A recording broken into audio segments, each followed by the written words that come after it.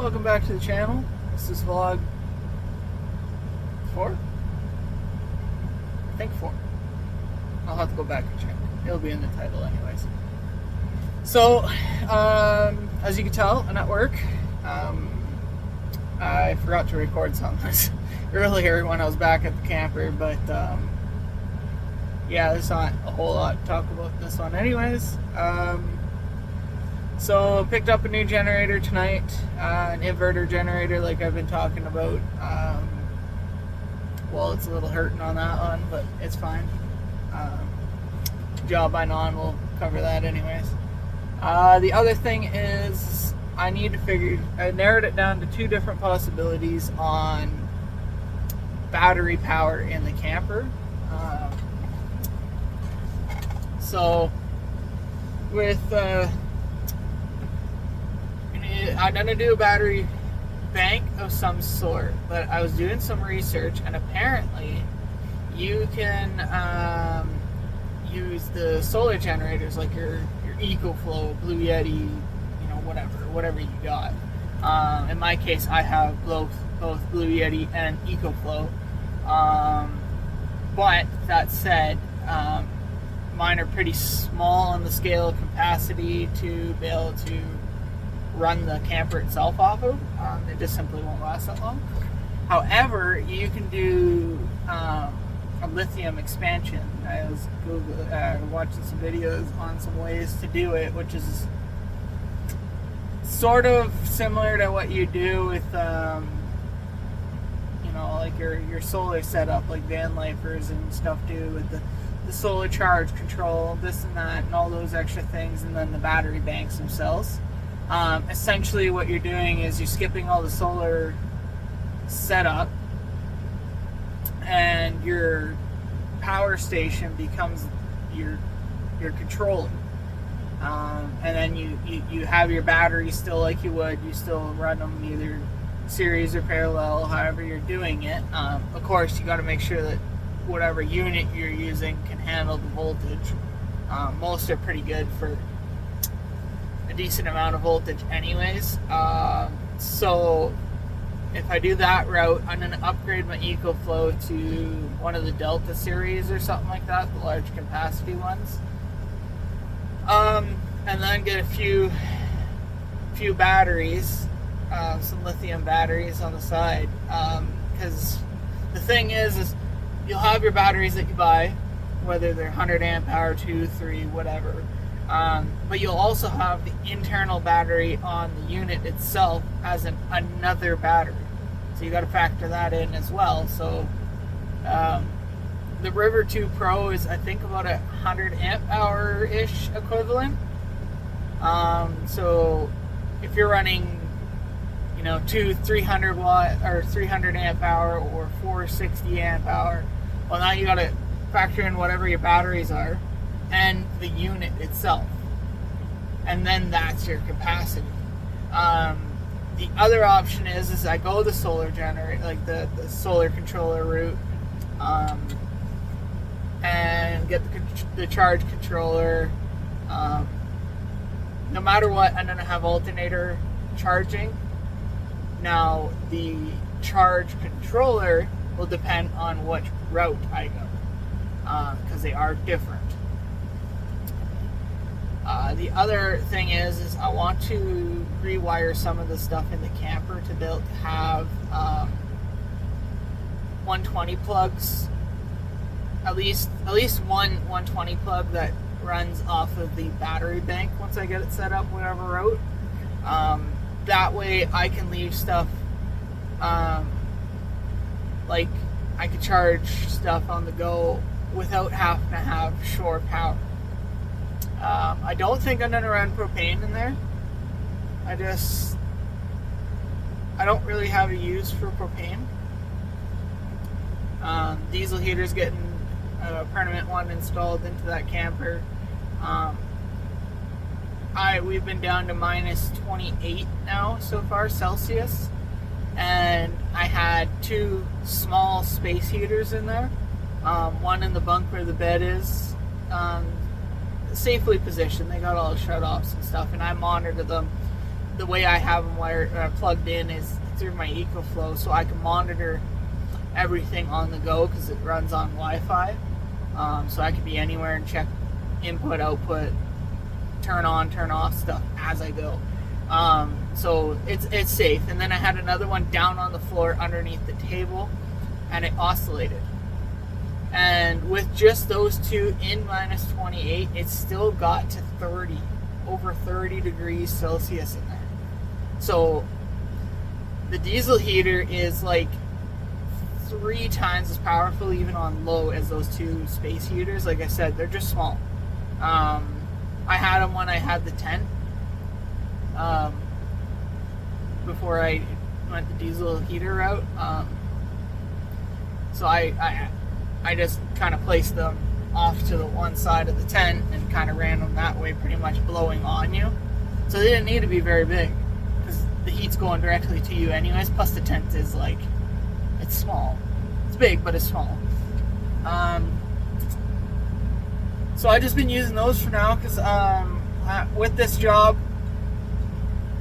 I'm parked at my shop and just tapped into shore power there. So I haven't had to use the diesel heater at all. There's no point.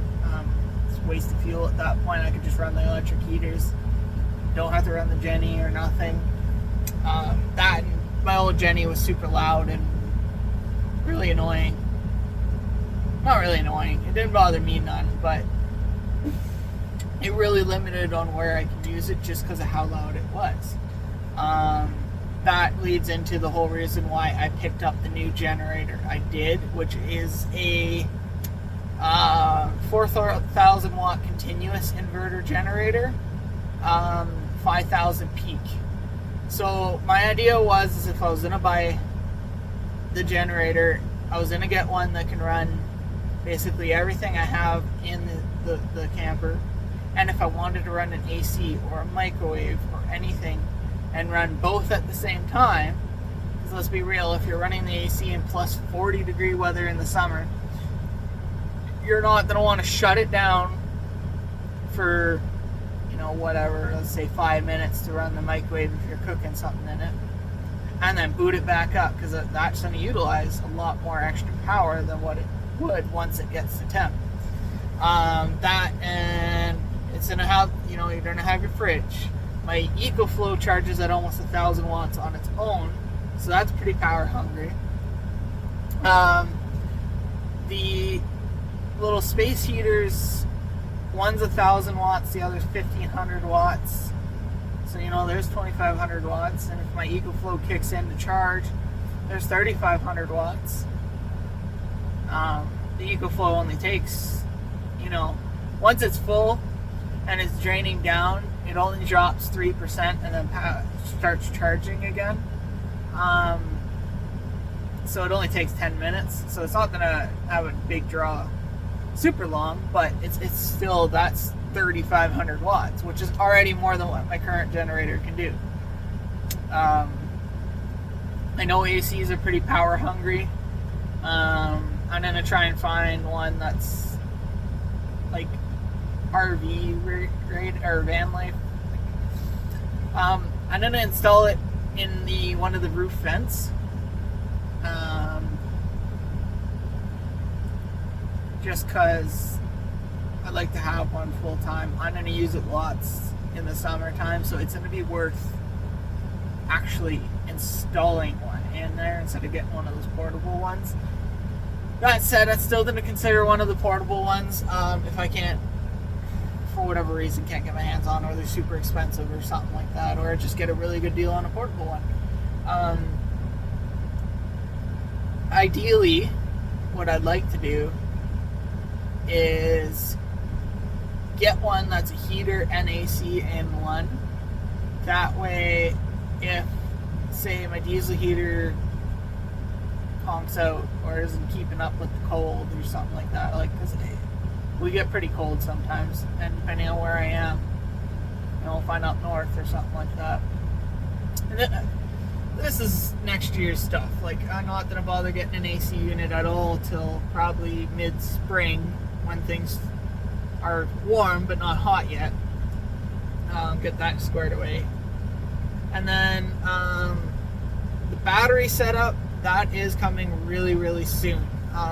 For now, the Jenny is just going to run everything essentially almost full time when in out places. I just got one old lead acid battery in there. It's not really great. It's good for the lights and for the fridge. If you're driving for a few hours and then park up, it'll keep things kind of going. But if you're wanting to charge anything, plug the EcoFlow in, utilize heaters. Actually, the heaters won't work because the 120 doesn't work off the battery. So that's where the EcoFlow comes in right now, or the generator. Those are my two main power sources: is power bank or shore power, being campsite or the generator. Another thing I like about the generator, being an inverter generator, it's much quieter, and it has an eco mode, so it'll wind down for the load it needs or rev up. The nice part of that is if I'm parked up in town or something like that, or I'm passing through a town and I can't get a campsite or whatever, and I got to park up on a service road, or I haven't done it yet, but if I ever have to, a Walmart parking lot or something similar, I can still run it. Not going to annoy the crap out of anyone, not going to do anything. I can still have my power. Of course, I won't run it all night doing it in that situation, but I will run it to cook some food, heat some stuff up, charge my battery bank, etc., whatever, and then shut it down and utilize the stuff and then fire it up in the morning. I opted for a dual fuel generator, so if I ever do decide to go propane, I can run it off propane. I sort of wish I could have got my hands on the gas only version, because it's got a wireless start, a little remote that you can start stuff in, and then I didn't have to go outside. But the idea is, with having the inverter generator being much more quiet, I'm going to sit it on the tailgate. Because the door is somewhat offset in the camper, I have more room on one side of the tailgate than the other for where you get out. And the way the door swings is your opening to walk out is on the shorter side. So I can open up the door towards the generator and have the generator sitting on the tailgate and doing its thing. And then if I still find it's too loud, I can take it down, roll it out. I got a 15-foot extension cord that's rated for block heaters and stuff like that, so it's more than enough for the 15 amp that the camper's rated. And then I have a heavy-duty 100-foot extension cord that is like even twice as thick. I think it's rated for a lot more. I think you could probably run a 30 or 50 amp through it if you really wanted to. Definitely 30. But my trailer, the inverter inside of it can't handle 30 amps anyways, so it's rated for a 15 amp setup. So it's overkill. The other 15 footer I have is still overkill, but not like super overkill. But needless to say, I can do 115 feet away if I really wanted to. Now, like heck, if I'm running a generator and 115 feet of freaking extension cord out, more than pretty much what I've been doing, even with my loud freaking clunky generator, is I'm probably like 20, maybe 30 feet away, and I don't hear it in the camper. The camper's super soundproof. I actually had it running on the so when I went up to the Yukon, I had the little hitch rack, the same one that you'd see on that you seen on my SUV. I took that, put it on the truck just for extra storage.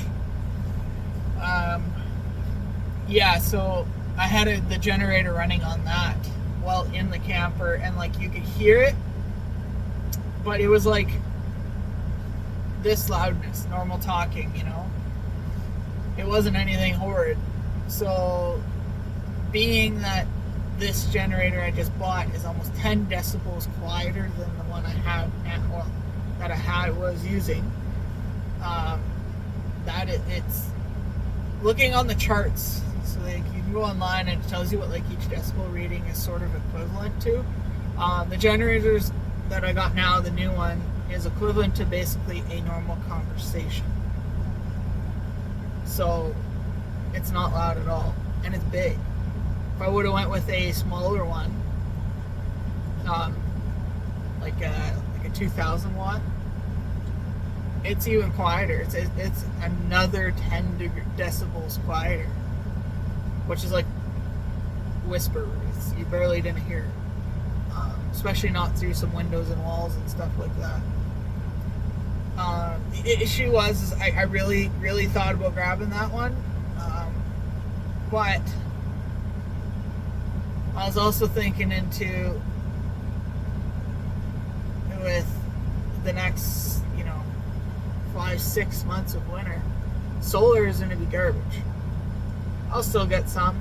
I might be able to get an hour or two, but the reality is, through a solar panel, my solar panels are only 220 watts, but with the EcoFlow, it only charges at 100 watts through the solar. So it's like 8-9 hours to fully recharge the thing. And that's if you're getting like peak sunlight power, which is super hard to do in the wintertime. Come summertime, I will, by summertime, I will have the hard-mounted panels up top, and I'll have the power system. I'm just going to say power system because it covers both. And then the batteries and all that stuff set up and figured out well before then. Like, we're talking probably within the next month or two, I will have a full setup in the trailer, or in the camper, sorry. Whether it be one or the other. Yeah, it's a lot to consider. They're both the same price.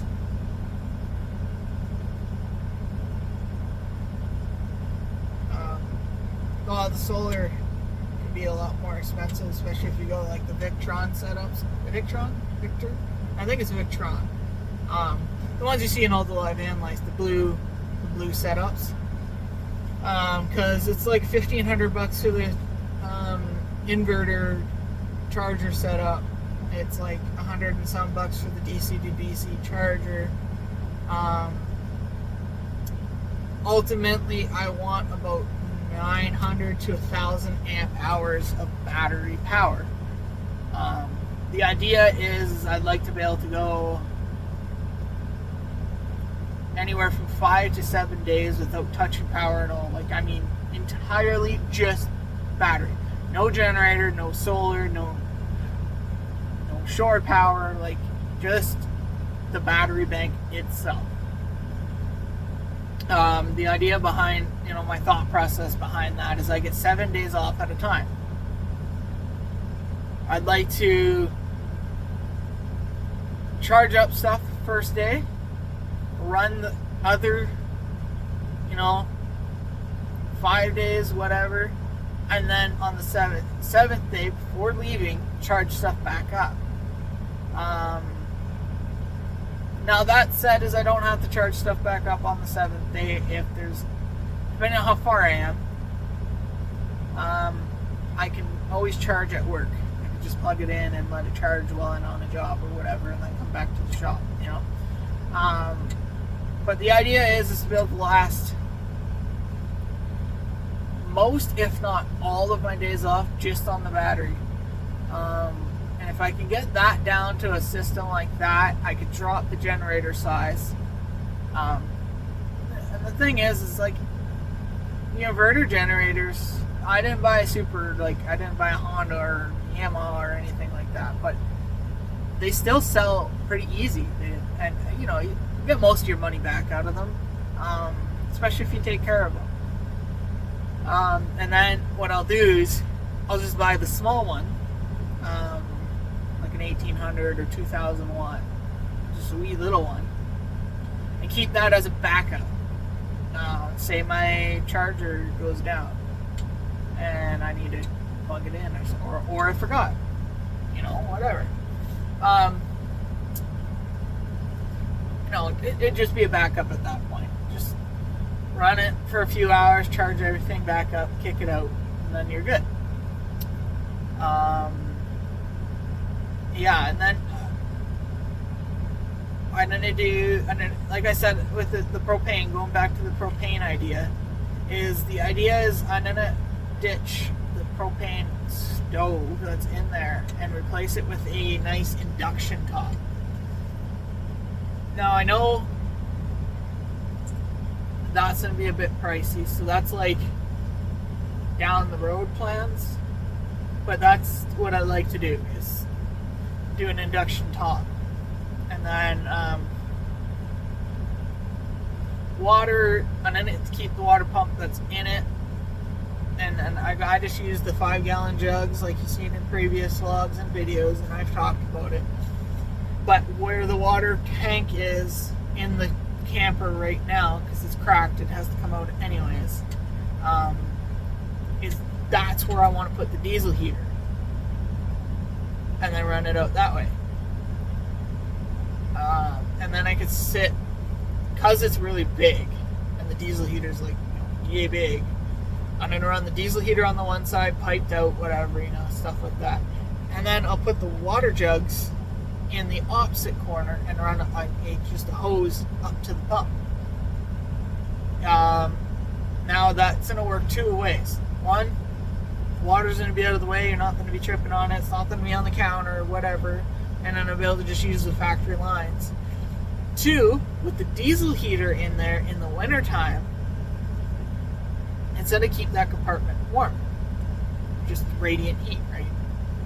It's an enclosed compartment, technically. Well, it's not enclosed, but it's kind of covered. So it's going to stay warm in that compartment, no matter what you do, whether the pumps, the heater's on high, low, whatever. It's going to keep it warm in there, which, in turn, for the wintertime, the water's not going to freeze. I don't have to worry about water freezing at all.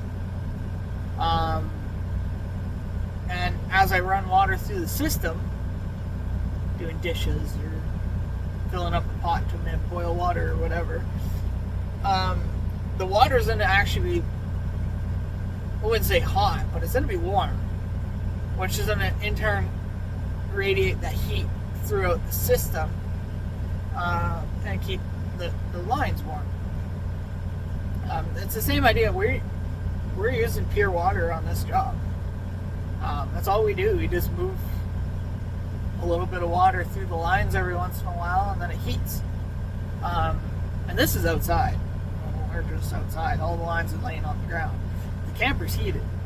So theoretically, as long as it stays at least somewhat warm in that camper, I shouldn't have to move water at all.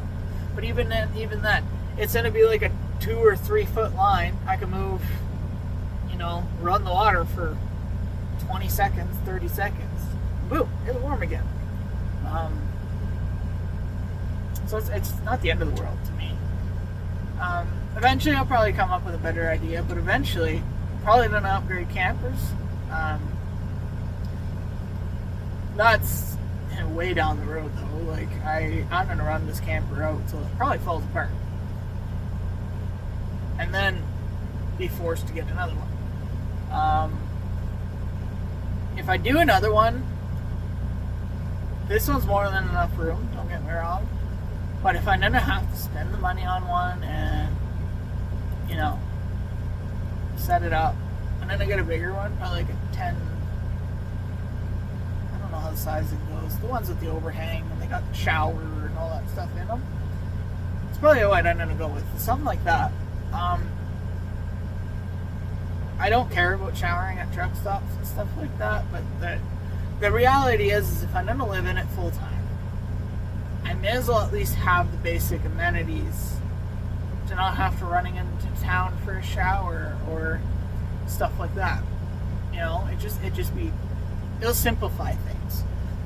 During the summer, I'll probably just shower outside. I am going to buy an outdoor shower because, well, it's warm. You're not going bare butt out minus 40. Like, no one wants to do that. So, I also picked up an RV toilet. One of those ones that just got a little little basin underneath it, flush your water, fill it up with water, flush it, goes down to the thing, you close the valve, and you can break it off, go dump it in a sandy dump kind of thing. I picked up one of those with the generator finally. Trying to find a bathroom or digging a hole and burying, your crap. It's kind of getting old. Like when you're camping, it's no big deal. Like you're once, twice a weekend, kind of thing. Like, unless of course you eat something that doesn't agree with you, but that doesn't happen that often with me, anyways. But I'm not a fan of doing it, anyways. To begin with, like I'll go take a whiz outside. That's whatever. Who cares? But to go take a crap outside, like, it's not the outside part itself. It's just trying to keep things clean, like, I know it's buried and all, and like animals do it and stuff like that, and like there's some arguments, there's some other arguments. I'm not going to get into that. It's not what this is about. It's just keeping things clean, not having to do it. I could just dump stuff in a sandy dump. It gets all properly disposed of. It's just so much better all around. And I don't have to get out of the camper to do it.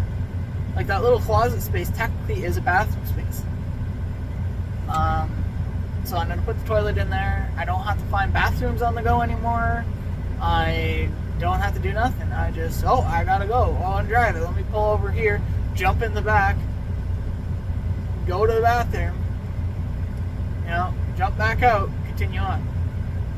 So much nicer. Especially in the north.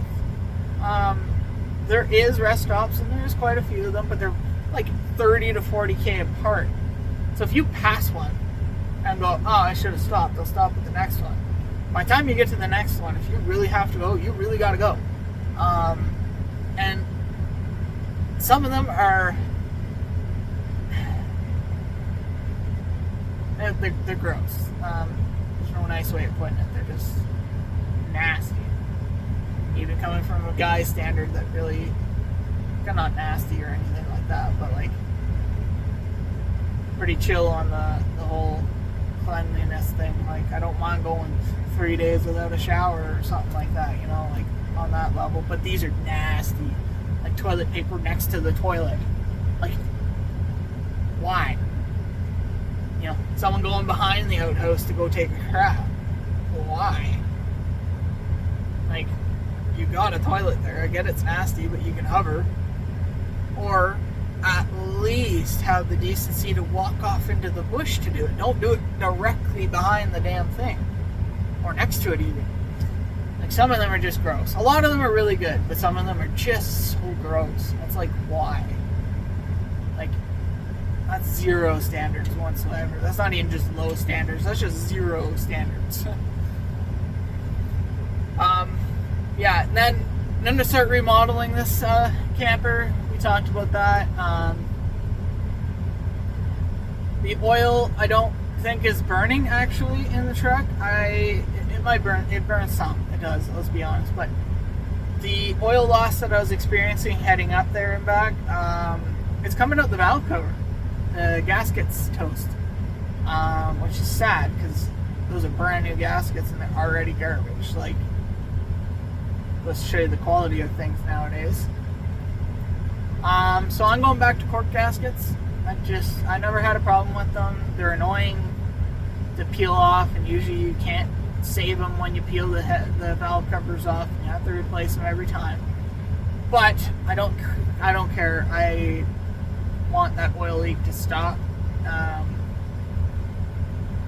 It's a pain in the ass to have to every fuel up or something check it.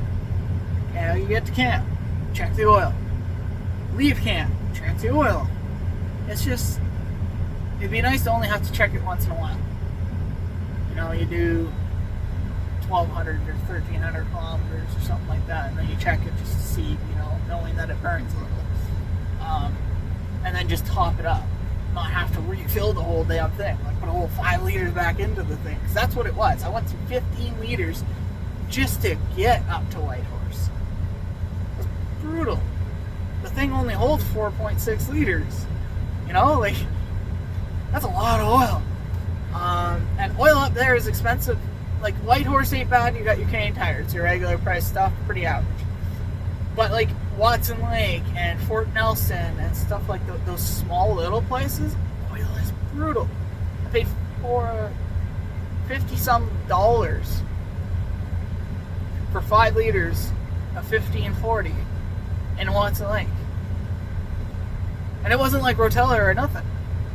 Like, it wasn't crap oil, don't get me wrong. It was Klondike brand, which is it's pretty decent oil, you know, honestly.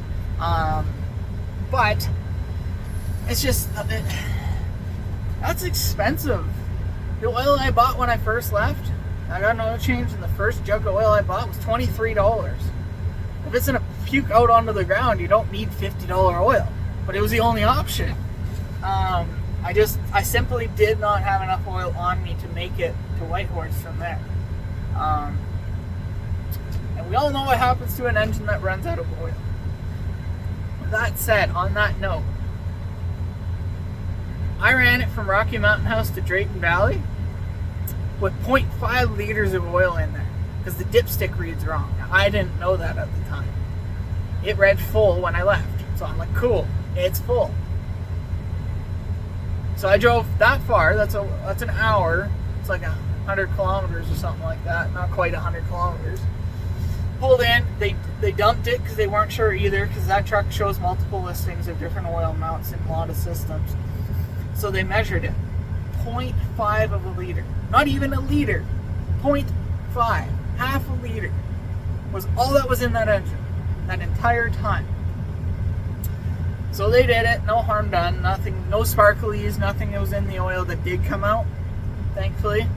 And then how I learned that it burns oil, because just as I was pulling into the oil change place, it sort of made like a weird, on older engines you can hear, especially on the valve train, you can tell when they don't have quite enough oil, because they start getting a little ticky and a little clacky. And it did that when I first got there. That being said, I have a messed up rocker to begin with, so that's kind of sort of what my mind naturally went to, is it's just that rocker being weird again. But it started making that same noise a few hours down the road, like pretty much Grand Prairie area ish. So I stopped and I checked it, and there was nothing on the dipstick this time. Nothing. So 0.5 is full on the dipstick. Keep that in mind. There was nothing on the dipstick, which means there was zero oil in that engine. And I do not know how long it was like that, because at RPM, that truck is so loud, you cannot hear engine noise until you start coming to a stop. And then things quiet down, and then you can start hearing it. So it could have been a few hours, who knows? So I filled it back up, hoping for the best. Started driving it, instantly quieted down, no noises again. Drove up, started making the noise again. This time it was still a little bit above full on the stick. So it still had oil in it at least. Not much, but it had oil. And then I started doing it. It wasn't until Watson Lake that I figured out what it was.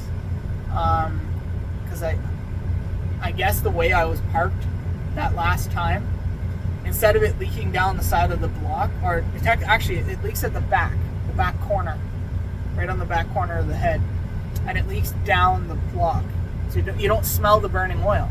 But I guess the way I was parked, it dripped on the exhaust itself, because I was on quite a bit of an angle, so it dripped down onto the collector.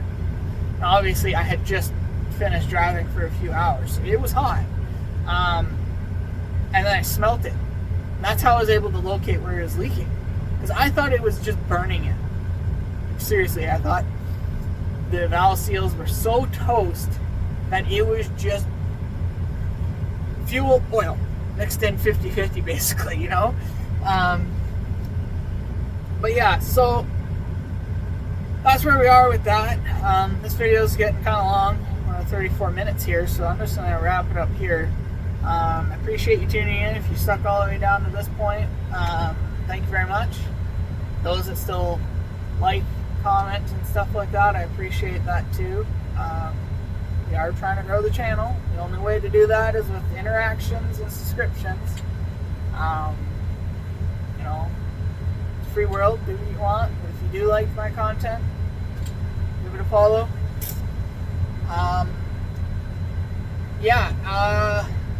So next week I realized I'm probably still working, so there's gonna be another vlog. But I think with that vlog, I'm gonna take some old footage, old drone footage, mix it in. So it'll be kind of like I don't know, figure it out. Still going camping on my days off, so there'll be a video for that. And I'm gonna do a Christmas video actually. I'm gonna decorate the stuff and all that stuff. So stay tuned for that. And thanks again for tuning in. And we'll catch you on the next one.